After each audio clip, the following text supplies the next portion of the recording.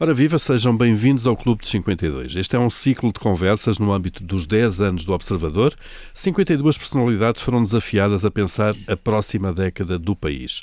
Vítor Ribeirinho é o nosso convidado de hoje. Ele é Senior Partner, é CEO da KPMG desde 2021. Vítor, seja bem-vindo a este Clube de 52. É um gosto recebê-lo aqui. O gosto é meu, Paulo. Muito obrigado. No artigo que escreveu para esta iniciativa e que, no fundo, também é o ponto de partida para esta nossa conversa, aponta vários caminhos e políticas que podem ajudar o país a aumentar a competitividade. Mas começa pela ambição que é preciso ter. Acha que somos um país, uma sociedade, no fundo, com pouca ambição?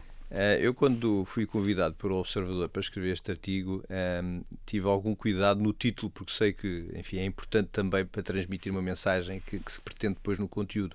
E resolvi denominá-lo como o paradoxo da ambição. E o paradoxo da ambição é porque tem muito a ver com aquilo que é a minha vivência no dia-a-dia. Eu faço parte, enquanto CEO, de uma empresa global, que está inserida numa rede global, e em que eu fui ensinado a pensar com a nossa ambição para além da dimensão do nosso país. E independentemente de poder ser um país numa rede global que possa ser pequeno, fui habituado desde sempre nesta organização a pensar com o impacto verdadeiro que nós queremos ter na nossa rede. Ora, é precisamente isso que eu pretendo transmitir com o meu artigo relativamente a Portugal.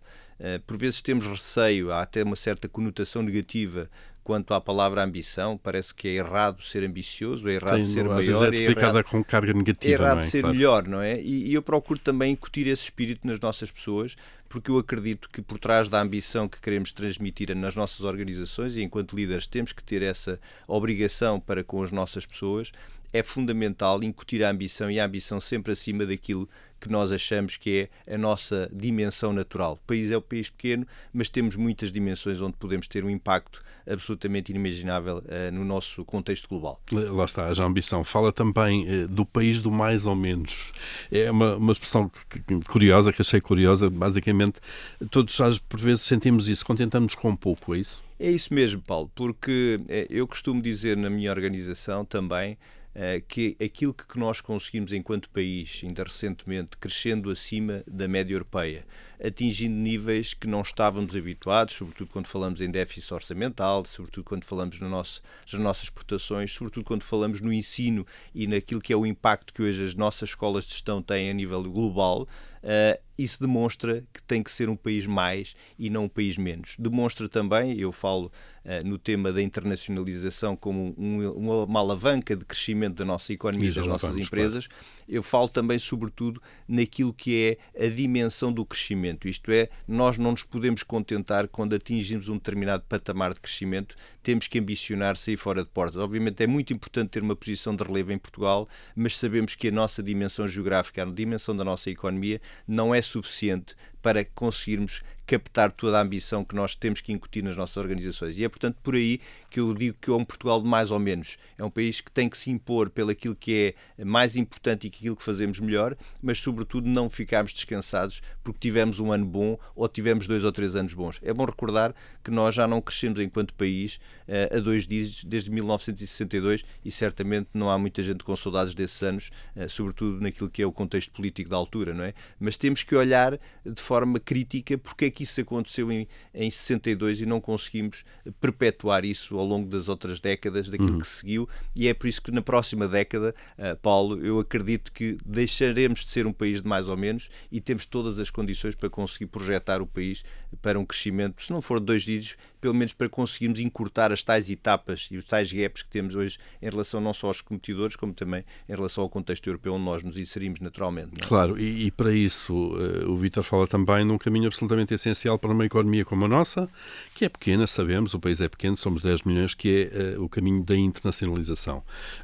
Para isso é preciso competitividade nos mercados globais. Por onde é que devíamos começar para aumentar a competitividade? Paulo, nós temos feito um trabalho, do meu ponto de vista, muito positivo no caminho. O caminho das exportações e do peso que as exportações têm, enfim, tínhamos 47% do nosso PIB era representado pelas exportações portuguesas há bem pouco tempo, e isto não pode deixar de ser um fator que, do ponto de vista da competitividade, é importante, do ponto de vista da dimensão e da escala é importante, mas há sobretudo que evoluir numa outra perspectiva. Nós teremos que deixar de ser só exportadores, mas termos precisamente empresas internacionais. E o que é isto de ser empresas internacionais?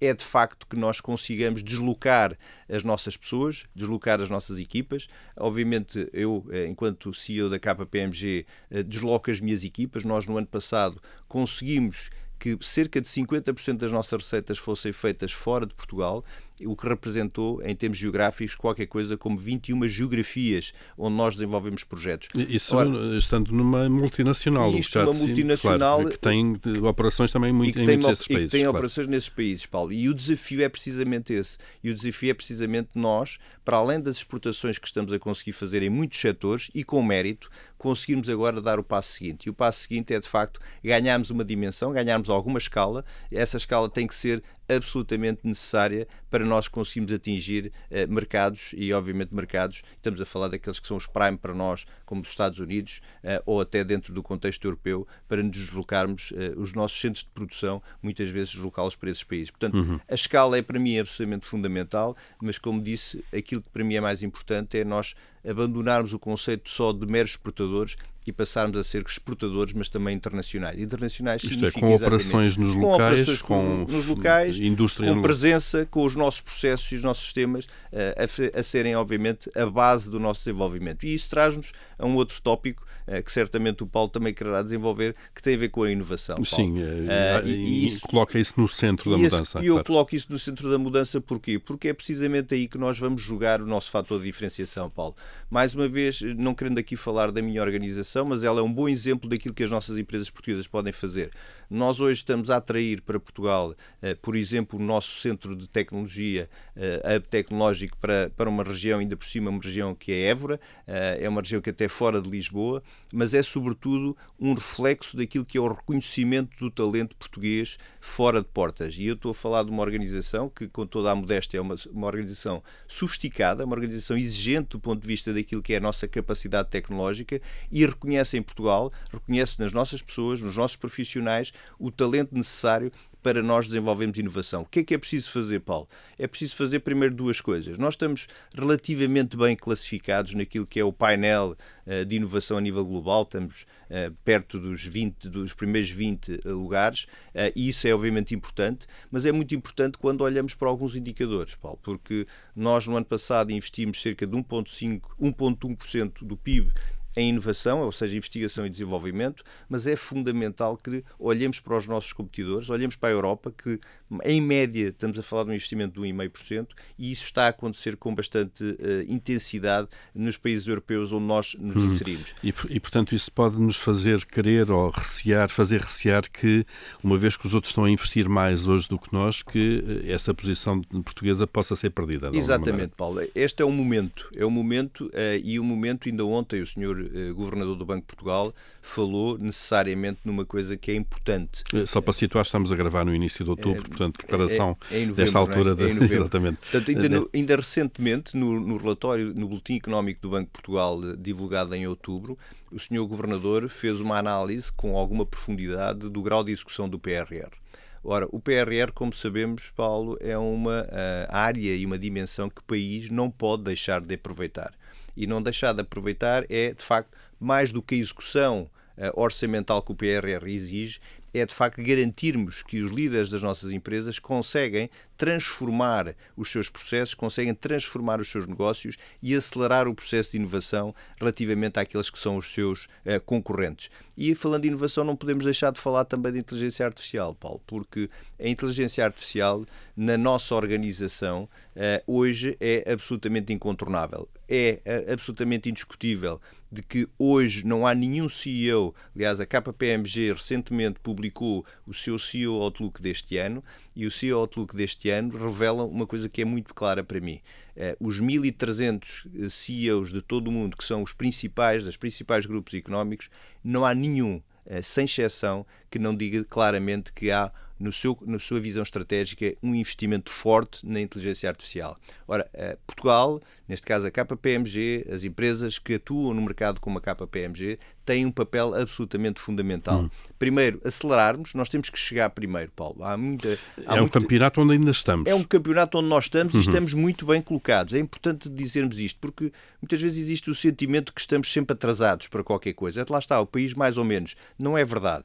Não é verdade. Eu ainda recentemente estive em Munique, no Centro de Excelência da Microsoft, com líderes globais da KPMG em Munique, para fazermos uma análise, uma demonstração e uma discussão com os especialistas da Microsoft, que são uma das principais alianças da KPMG a nível global, e a KPMG hoje está a desenvolver também para Portugal e para os seus clientes em Portugal, tecnologia do mais sofisticado que existe a nível de inteligência artificial nas suas 3 áreas de negócio, Paulo, nas suas áreas de consultoria, nas suas áreas de auditoria e nas suas áreas de fiscalidade. E isto é transversal no ensino. Se falarmos hoje com os principais líderes das nossas escolas de gestão, eles são inequivocamente favoráveis à utilização da inteligência artificial, aliás, como fator crítico de diferenciação. Hoje, organizações como a nossa estamos a implementar modelos, e não só modelos, também ferramentas, para que as nossas pessoas hoje não partam de uma base zero, Paulo. É fundamental que hoje, quando nos sentamos à frente de um computador, quando estamos a projetar uma qualquer apresentação, obviamente não é clicar no ChatGPT para nos fazer uma apresentação. Não é essa a questão. Mas é ter ferramentas que, de facto, já estejam no nosso dia-a-dia laboral, que nos permitam agilizar os processos. E isto vai transformar, de certa forma, aquilo que é a abordagem que estamos a fazer aos nossos clientes, mas, sobretudo, a abordagem que o país tem para fazer junto dos nossos principais competidores internacionais e, obviamente, jogar esse jogo a nível global. Esta é uma mudança que atravessa setorialmente as economias todas, dos serviços à indústria, ao Estado, também por aí fora. Até que ponto é que nós não devíamos estar a aproveitar este salto disruptivo em termos tecnológicos? Está a começar uma nova era, se quisermos, da inteligência artificial, precisamente para tentar queimar etapas e nos chegarmos um pouco mais à frente nesses rankings. Eu acho que há sinais bastante otimistas e positivos ao nível das empresas, que é obviamente este triângulo virtuoso que nós temos para atuar. Quando eu falo numa estratégia nacional para a inovação, falo neste triângulo virtuoso, Paulo, na sociedade, no Estado e nas empresas. E a sociedade insere aí muito a academia, o papel que a academia tem hoje naquilo que é o desenvolvimento e a aceleração.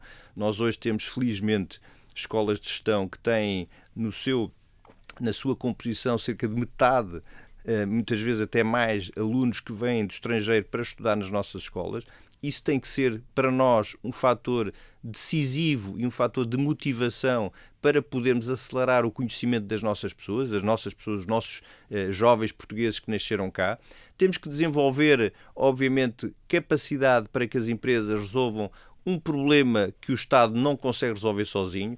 É verdade que podemos falar em competitividade fiscal. É verdade que podemos falar naquilo que hoje estamos a discutir em relação àquilo que é o IRS jovem, àquilo que é o crédito à habitação, àquilo que é a redução de condições que hoje são adversas para os jovens, mas há sobretudo um aspecto que para mim é absolutamente essencial. As empresas têm que fazer 2 movimentos que são imprescindíveis e, mais uma vez, com toda a modéstia, estou também na KPMG procurar fazê-lo. Primeiro, uma descentralização da nossa atividade. Évora, ainda há pouco citei Évora, é um bom exemplo. Nós hoje temos jovens talentos, engenheiros que são nativos de Évora, nativos de Cabo Maior. É fácil recrutar nesses sítios? É muito mais fácil do que nós podemos esperar, Paulo. Eu diria que é mais fácil hoje recrutar nessas áreas, do que propriamente em Lisboa ou no Porto. Além de oferecer aquilo que uma organização como a KPMG oferece, o facto de permitir pessoas jovens que estão a entrar no mercado de trabalho e eventualmente ficar na sua região é um fator ainda mais absolutamente decisivo, Paulo. Atrativo. Aquilo que hoje eu tenho na minha experiência recente no nosso escritório de Évora, o testemunho de jovens que viveram sempre no mesmo sítio, estudaram sempre no mesmo sítio e de repente partilham comigo a dimensão dos projetos internacionais em que estão envolvidos com grandes players internacionais que, obviamente, no seu espírito, na sua memória, na sua capacidade de poder projetar a sua carreira, jamais seria possível fazê-lo em Évora. Hoje isso está a acontecer. E essa dimensão é uma dimensão que eu acho que é absolutamente imprescindível que as nossas empresas façam. A segunda dimensão tem a ver com as carreiras, Paulo. Nós não podemos apenas e só esperar que o Estado resolva os nossos problemas, os problemas dos nossos jovens, apenas porque vamos reduzir o IRS ou porque vamos criar condições de aquisição da primeira habitação mais fáceis do que as que existem hoje. Temos que partilhar com eles o sucesso, temos que lhes dar a possibilidade e a capacidade de serem participantes ativos no desenvolvimento da estratégia das suas organizações. Eu estou a tentar fazê-lo na KPMG, incorporando o Next Gen Council, um grupo de jovens que, junto da gestão, influenciam a gestão. Temos que lhes dar, obviamente, remunerações variáveis que tenham um reflexo direto com aquilo que é a sua performance e aquilo que é o seu envolvimento na organização e, obviamente, permitir-lhe também aqui um processo de mobilidade que não é fácil de assegurar. Um processo de mobilidade quando beneficiamos de uma rede global, como o caso da KPMG, que estamos presentes em 100 países, tem que ser possível eu convencer jovens talentos que são procurados em todo o mundo pela sua qualidade, mas tem que ser possível eu dizer-lhe duas coisas.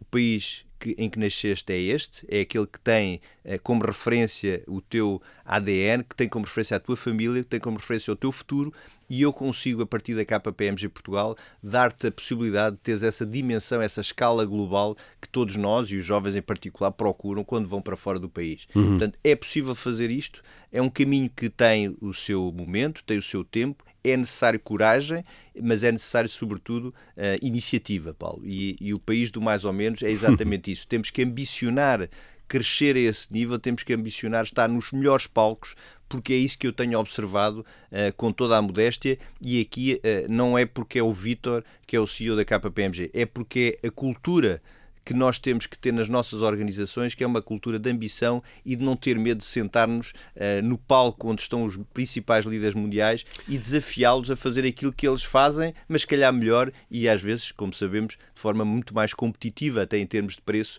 mas com uma qualidade absolutamente indiscutível. E Vítor Ribeirinho, quase a terminar, acha que essa flexibilidade, esta perspectiva de carreira é absolutamente essencial, saindo agora do setor da consultoria ou da auditoria, para qualquer setor, é essencial para reter ou captar talento? É essencial, é imprescindível e não posso deixar de dizer que aí sim temos, enquanto país, uma obrigação de o fazer de uma forma acelerada. Nós temos que ter empresas maiores, temos que ter empresas mais rentáveis, temos que diminuir hoje o peso que as empresas grandes têm na economia no bom sentido, ou seja, as PMEs hoje representam em número um peso absolutamente esmagador, mas em volume de negócio e em rentabilidade uma percentagem muito pequena. Temos de trazer essas PMEs, temos que as ajudar a crescer, temos que as ajudar a agregarem-se, a fazerem clusters até setoriais, de forma a que elas possam ganhar dimensão, porque só aí, Paulo, é que será possível que essas empresas consigam garantir não só uma flexibilidade de carreira, como sobretudo melhores condições de carreira e maior atratividade de carreira para os nossos jovens. E aqui voltamos à escala e à competitividade. E voltamos à escala e à competitividade, porque é isso que nos vai fazer acelerar. Da mesma forma que hoje temos níveis de competitividade, quando olhamos para os rankings, no ensino, na inovação, na tecnologia, é absolutamente imprescindível e fundamental que nós o possamos fazer também ao nível das exportações e ao nível da internacionalização. Muito bem, Vítor Ribeirinho, foi um gosto recebê-lo aqui neste Clube dos 52, onde olhamos de facto para o futuro daquilo que pode e deve ser o país. O Clube dos 52 volta proximamente com um novo convidado e um novo tema. Até lá, obrigado.